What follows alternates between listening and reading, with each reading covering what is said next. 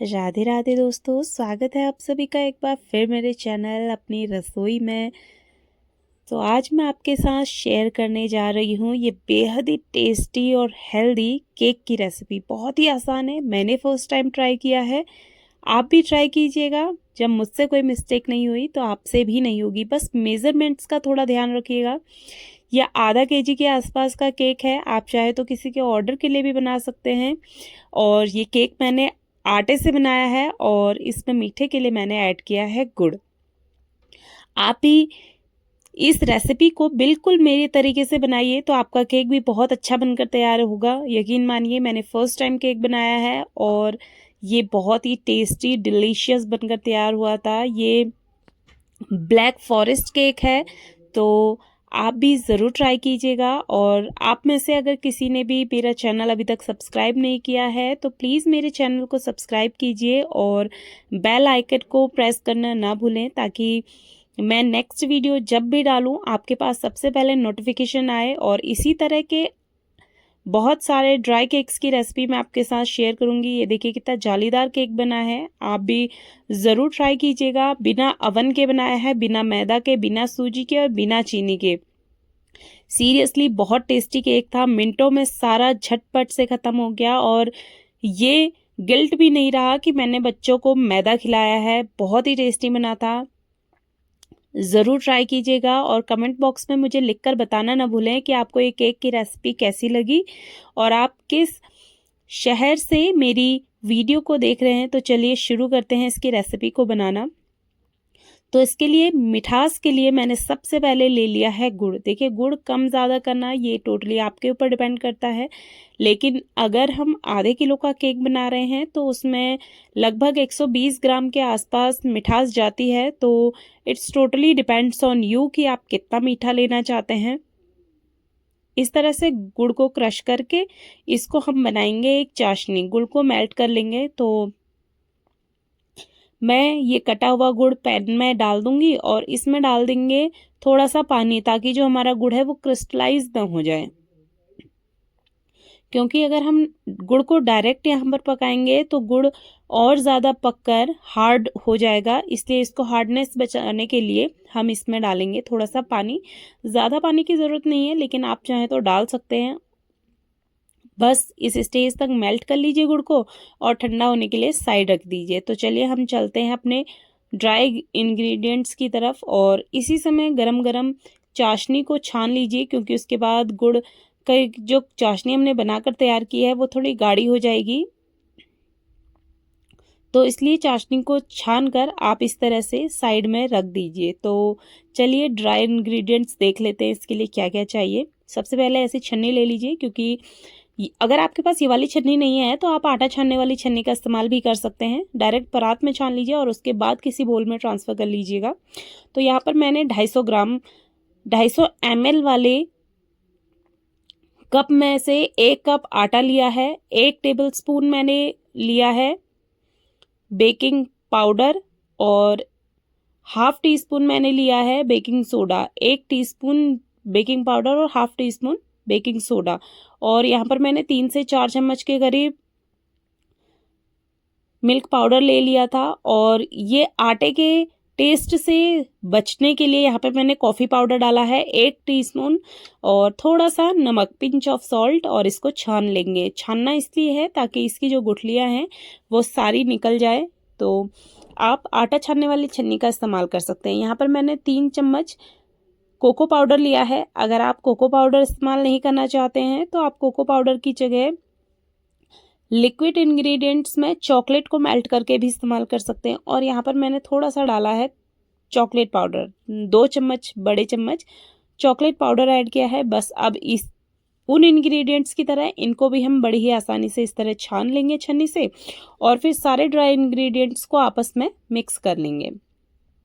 देखिए, मिक्सिंग का काम हमें सबसे पहले स्टार्टिंग में ही कर लेना है, क्योंकि जब हम केक के बैटर को तैयार करते हैं तो उसके बाद हमें मिक्सिंग कम करनी होती है। और ये मैंने 1 कप फ्रेश दही लिया है। खट्टा दही मत लीजिएगा, केक के टेस्ट को ख़राब कर देगा और स्मेल भी आएगी। और यहाँ पर आटे के टेस्ट से बचने के लिए मैं 1 टीस्पून वनीला एसेंस का डाल रही हूँ। बस अब इसको मिक्स करेंगे। आप चाहें तो ये जो इंग्रेडिएंट डालने का तरीका है आगे पीछे कर सकते हैं, इसमें कोई दिक्कत नहीं है। ये वेट इंग्रेडिएंट और ड्राई इंग्रेडिएंट्स को अलग अलग बहुत अच्छे से मिक्स कर लीजिएगा, क्योंकि यहाँ पर मिक्सिंग करते वक्त हमें इसको बहुत तेज़ी से नहीं मिक्स करना है। ये सबसे बड़ा इसका रूल है, आप याद कर लीजिए कि ओवर मिक्सिंग केक में कभी नहीं करनी है। बस इस तरह से ऊपर नीचे करना है, यानी कि कट एंड फोल्ड में क्या होता है, हम नीचे का जो मटेरियल होता है वो ऊपर ले आते हैं और ऊपर का मटेरियल खुद ब खुद नीचे चले जाता है। अब देखिए यहाँ पर इसकी कंसिस्टेंसी को हम ठीक करेंगे, तो कंसिस्टेंसी को ठीक करने के लिए मेरा लगभग आधा कप इसमें मिल्क लगा है। तो आप देख लीजिएगा अनुमानित, क्योंकि कई बार ऐसा होता है कि जो गेहूं का आटा है वो भी अलग अलग तरीके का होता है। किसी गेहूं के आटे में कम पानी लगता है, किसी गेहूं के आटे में ज़्यादा लगता है। तो सारा मिक्स करने के बाद यहाँ पर मैं डाल रही हूँ 1/4 कप तेल है। ये आप यहाँ पर बटर का इस्तेमाल भी कर सकते हैं, और ऐसा तेल लीजिएगा जिसमें किसी भी प्रकार की कोई भी खुशबू ना हो, अरोमा ना हो। अब देखिए इसको मिक्स करने के बाद यहाँ पर मैंने केक टिन को रेडी कर लिया। आपके पास जो केक टिन है वो इस्तेमाल कीजिए, अगर नहीं है और ये पार्चमेंट पेपर भी नहीं है तो उसमें ऑयल लगाकर, किसी भी पेपर में, सादे पेपर में ऑयल लगाकर उसको आप बटर पेपर बना सकते हैं। और स्टील के टिन में, अगर आप कढ़ाई में बेकिंग कर रहे हैं तो स्टील के टिन में भी आप पार्चमेंट पेपर लगाकर इस तरह से बेकिंग कर सकते हैं। और देखिए मैंने ये जो कढ़ाई है इसको 10 मिनट के लिए प्री हीट कर लिया था। तो प्री हीट करने के बाद ही अच्छे से गर्म हो गई है। अब इसमें देखिए मेरे पास स्टैंड नहीं मिल रहा था मुझे, तो मैंने कटोरी उल्टी करके रखी है और उसमें मैं ये जो अपना बोल है या केक टिन है उसे डाल रही हूँ और ढक्कन लगा दूंगी। और इसके टाइमर को मैंने सेट किया था 40 मिनट्स के लिए। देखिए कम से कम 40 मिनट्स तो आपके केक को लगेंगे ही लगेंगे। 40 मिनट्स के बाद आप चेक कर लीजिए, अगर आपका टूथपिक भी मेरे टूथपिक की तरह बिल्कुल क्लियर आ रहा है ऐसा, तो आप इसको और मत पकाइए। अगर आपका टूथपिक क्लियर नहीं आ रहा है तो आप 5 मिनट के लिए और बेकिंग कर लीजिए। अब देखिए थोड़ा सा ठंडा हो जाने देंगे, और ठंडे होने के बाद इसको ना साइड्स से इस तरह निकाल लेंगे। और देखिए मैंने जब बैटर डाला था तो वो बहुत कम था, आधे से भी कम था। तो ये फूल कर देखिए पूरा ऊपर तक आ गया है, बहुत ही कम बैटर था। और इसकी देखिए हाइट कितनी हो चुकी है। अब मैं इसे ट्रांसफ़र कर रही हूँ दूसरे बर्तन में। पार्चमेंट पेपर की वजह से बहुत ही इजीली ये ट्रांसफ़र हो गया है। साइड्स को मैंने चाकू से हटा दिया था। और अब देखिए मैजिक, वाओ! ऐसा केक आपको शॉप्स पर नहीं मिलता है, क्योंकि वो बचा हुआ केक भी इस्तेमाल करते हैं। और देखिए कितनी अच्छी जाली बनकर तैयार हुई है, कितना अच्छा सॉफ्ट केक बनकर तैयार हुआ है। सीरियसली बहुत टेस्टी बना था। आप ज़रूर ट्राई कीजिएगा, और ट्राई करने के बाद आप तारीफ़ ज़रूर करेंगे इस केक की, क्योंकि फ़र्स्ट टाइम मैंने बनाया था तो मुझे बहुत अच्छा रिज़ल्ट मिला है। इसलिए मैं आपसे बार बार कह रही हूँ कि ये केक आप ज़रूर ट्राई कीजिएगा। ये देखिए इसकी हाइट कितनी हो गई है। मैंने थोड़ा सा डाला था, करीब 1 इंच के करीब डाला था, और ये फूल कर करीब करीब 2 से 2.5 इंच का हो गया था केक। और चलिए इसको काट कर मैं आपको दिखा देती हूँ।